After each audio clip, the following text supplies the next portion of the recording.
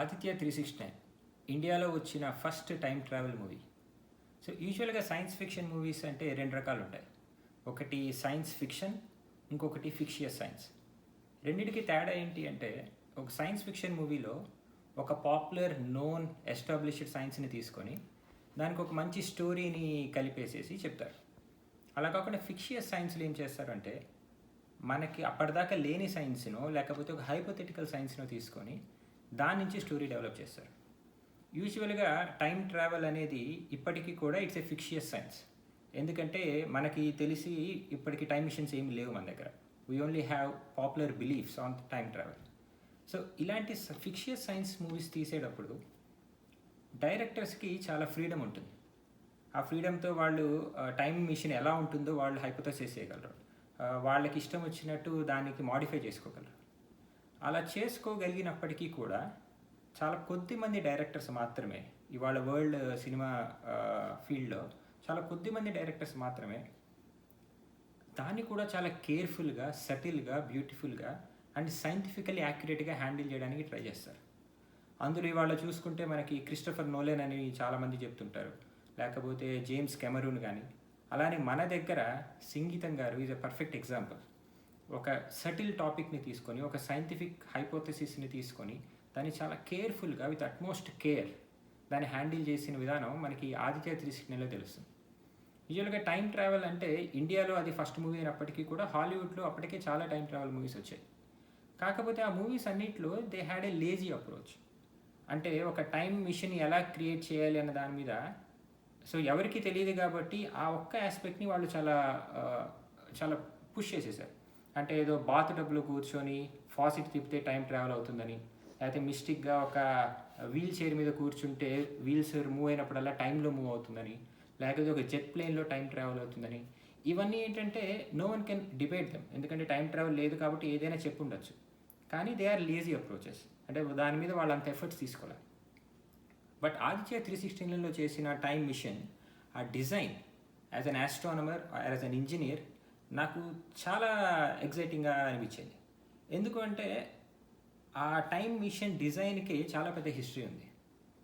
1919లో Einstein general theory of relativity చెప్పిన తర్వాత ఆ ఈక్వేషన్స్ని సాల్వ్ చేస్తే టైం ట్రావెల్ జరుగుతుంది, టైం ట్రావెల్ ఈజ్ పాసిబుల్ అనే ఒక థాట్ ప్రాసెస్ రైజ్ అయింది.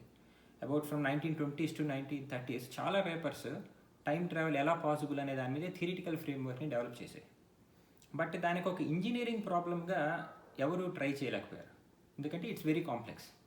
అలాంటిది 1974లో ఫ్రాంక్ టిప్లర్ అనే ఒక scientist rotating cylinders and possibility of global causality violation అని ఒక పేపర్ రాశాడు.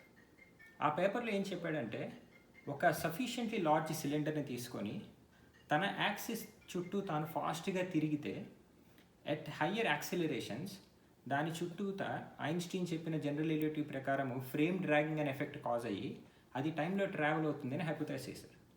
అంటే ఇది కొంచెం ఈజీగా చెప్పాలి అంటే, ఎలా అయితే ఒక బ్లాంకెట్ మీద మనం ఒక బాల్ పెట్టుకొని రొటేట్ చేస్తే బ్లాంకెట్ మీద మడతలు పడతాయో, ఇలానే ఈ స్పేస్ టైం కంటిన్యూటీలో ఏదైనా ఆబ్జెక్ట్ తన చుట్టూ తాను ఫాస్ట్గా తిరిగితే తన చుట్టూ ఫ్రేమ్ డ్రాగింగ్ జరిగేసి అది టైంలో ట్రావెల్ చేసే పాసిబిలిటీ ఉంటుందని ప్రపోజ్ చేశారు. అండ్ ఇది వెల్ యాక్సెప్టెడ్ ప్రపోజల్. ఇవాళ కూడా మనకి చూస్తే ఆస్ట్రానమీలో న్యూట్రాన్ స్టార్స్ అని తన చుట్టూ తను చాలా ఫాస్ట్గా తిరిగి ఫ్రేమ్ డ్రాగింగ్ అబ్జర్వ్ చేశాం. సో ఈ టిప్లర్ సిలిండర్ అనే కాన్సెప్ట్ చాలా popular and most accepted scientific principle. మనం ఈ సినిమాలో చూస్తే ఈ ఆదిత్య 369లో ఉన్న టైం మిషన్ ఏదైతే ఉందో అది స్పేస్లో ట్రావెల్ కాదు. స్పేస్లో హై స్పీడ్లో వెళ్తే టైం మారుతుందనో, లేకపోతే మిస్టిక్గా ఏదో బటన్ నొక్కితే ఎవరికి తెలియకుండా టైంలో వెళ్ళిపోతుందనో చూపించకుండా, ఒక ఆబ్జెక్ట్ తన చుట్టూ తను ఫాస్ట్గా రొటేట్ అవ్వటం వల్ల ఒక్కసారిగా డిజపీర్ అయిపోయి టైం డొమైన్లో ట్రావెల్ అవుతుంది. సో ఈ కాన్సెప్ట్ని నాకు తెలిసినంతవరకు ఈ టిప్లర్ సిలిండర్ కాన్సెప్ట్ని ఇంత పర్ఫెక్ట్గా, ఇంత సటిల్గా అండ్ ఇంత బ్యూటిఫుల్గా చూపించిన వేరే మూవీ ఇంకోటి లేదు, ఇవాళకి కూడా లేదు.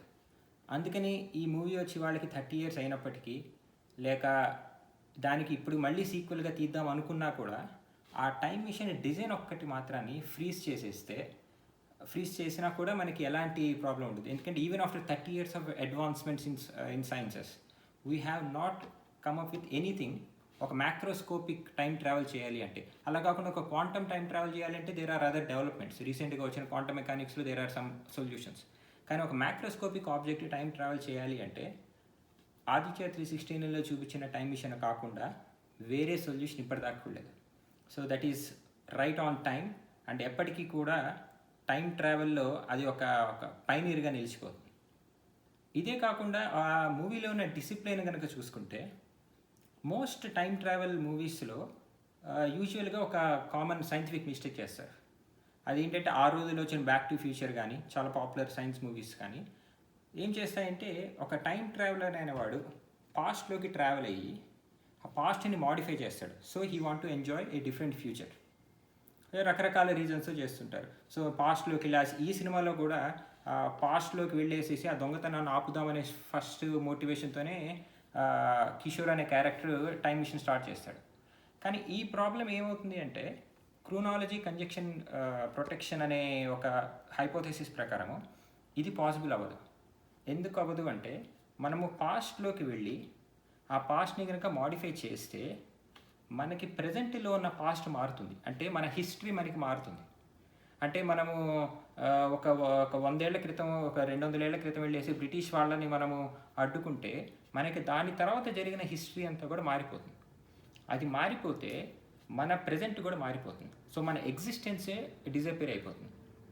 సో అందుకని నేచరే డిఫెండ్ చేస్తుంది. ఒకవేళ మనం పాస్ట్లోకి ట్రావెల్ చేసినా ఆ పాస్ట్ని ఎలాగా మార్చడానికి వీలు లేకుండా నేచర్ సెల్ఫ్గా డిఫెండ్ చేసుకుంటుంది అనేది ఒక థియరీ. ఈ సినిమాలో చూస్తే ఈ సినిమా ఇంత it's not a story with a time travel ఉన్నా కూడా they don't do time travel for the story of the movie. It happens that way. అయినప్పటికీ కూడా చాలా సటిల్గా హీరో క్యారెక్టర్ భువన విజయం తెలిసి ఉన్న character, Tenali Ramakrishna movie cinema చూసిన క్యారెక్టర్ అక్కడికి వెళితే కొండవీటి కొండల దగ్గర నుంచి ఒక కవి వస్తాడు. అనవేమారెడ్డి మీద ఒక పద్యం రాశాను, దానికి అర్థం వివరించే వాళ్ళు ఇప్పటిదాకా లేరు, మీలో ఎవరైనా చెప్పగలరో చూద్దాం అంటారు. ఆ జరగబో ఇన్సిడెంట్ అంతా హీరోకి తెలుసు ఆల్రెడీ. ఆ హీరోకి తెనాలి రామకృష్ణ క్యారెక్టర్ చెప్పే మేకతో ఒక పద్యం కూడా తెలుసు. తెలిసినప్పటికీ ఆ స్టోరీ పరంగా చూసుకుంటే ఆ హీరోకి ఆ పద్యం తెలుసు కాబట్టి లేవగానే ఆ పద్యం తను చెప్పుంటేసొచ్చు. అలా చెప్తే హీరో క్యారెక్టర్ ఎలివేట్ అవుతుంది, మూవీ కూడా ఇంకొంచెం మోర్ డ్రమటైజ్ అయిపోతుంది, హీరో క్యారెక్టర్ ఎలివేషన్ జరుగుతుంది. కానీ చాలా సటిల్గా ఆ స్టోరీని సైడ్ ట్రాక్ చేసి హీరో తనకి తెలిసిన పద్యం తను చెప్పకుండా he just prompts it to Tenali Ramakrishna. అలా చెప్పటం వల్ల ఏమైంది అంటే హిస్టరీలో మనకి తెలిసినట్టుగా తెనాలి రామకృష్ణ ఆ పద్యం చెప్పారు. సో అది ఒక నేచర్నే డిఫెండ్ చేసింది. సో ఈ కాన్సెప్ట్ని ఇంత సటిల్గా ఎక్కడ కన్సిస్టెన్సీ మిస్ అవ్వకుండా ఇలాగా తీయటం అనేది ఈ మూవీ యొక్క ఒక డెడికేషన్. నిజానికి ఒక ఇంట్రెస్టింగ్ పాయింట్ ఏంటంటే ఈ క్రోనాలజీ ప్రొటెక్షన్ కంజక్షన్ అనే హైపోథెసిస్ స్టీఫెన్ హాకిన్స్ 1992లో ప్రపోజ్ చేశాడు అండ్ ఈ మూవీ 1991లో రిలీజ్ అయింది. అంటే యాక్చువల్గా ఫిజిక్స్గా సైన్స్ ప్రిడిక్ట్ చేసిన ముందే ఈ మూవీ దాన్ని ప్రొజెక్ట్ చేసింది. అంటే ఇదేదో వీళ్ళు సైంటిఫిక్గా ఇంత యాక్యురేట్గా పని చేశారని చెప్పను, కానీ it's a testimony that these movie stands well in the time. అంటే ఒక పర్ఫెక్ట్ డెడికేషన్లో తీసుకుంటే this is how a movie comes out. ఎక్కడా కూడా ఈవెన్ విత్ ద ఫ్యూచర్ రేపు ఇంకో కొత్త కాన్సెప్ట్ డెవలప్ అయినా కూడా ఒక డెడికేషన్తో ఉన్న ఒక honest science movie will never contradict with the modern understanding of science. ఇవే కాకుండా మనకి ఫ్యూచర్లోకి వెళ్తే అక్కడ బ్రెయిన్లో ఉన్న థాట్స్ని వాళ్ళు ట్రాన్స్లేట్ చేసేసి బయటికి చెప్పే ఒక టెక్నాలజీ ఉంటుంది. ఇవాళ చూసే బ్రెయిన్ నెట్ అనే టెక్నాలజీ ఎగ్జాక్ట్గా అదే చేస్తుంది.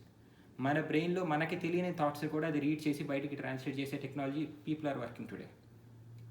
అండ్ ఫ్యూచర్లో ఒక nuclear catastrophe or climate disaster జరిగితే ఒక సొసైటీ ఎలా బిల్డ్ అవుతుంది, ఒక అండర్ గ్రౌండ్ సిటీస్ ఎలా బిల్డ్ చేస్తారు అండ్ వాళ్ళ సోషల్ స్ట్రక్చర్ ఎలా ఉంటుంది, ఇవన్నీ కూడా ఒక నోట్స్ టేకింగ్ డీటెయిల్స్తో ఈ మూవీలో రిప్రజెంట్ చేశారు. సో ఇలాంటి మూవీ ఒక మూవీ ఇండస్ట్రీకే కాకుండా ఒక యంగ్ సైన్స్ ఎంతూజియాస్ట్గా, ఒక గ్రోయింగ్ అప్ చిల్డ్రన్కి, ఒక జనరేషన్స్ ఆఫ్ పీపుల్కి గొప్ప ఇన్స్పిరేషన్గా ఉంటుంది. సో ఈ 30 years celebration of Aditya 369 will be relevant even after 100 years. Thank you.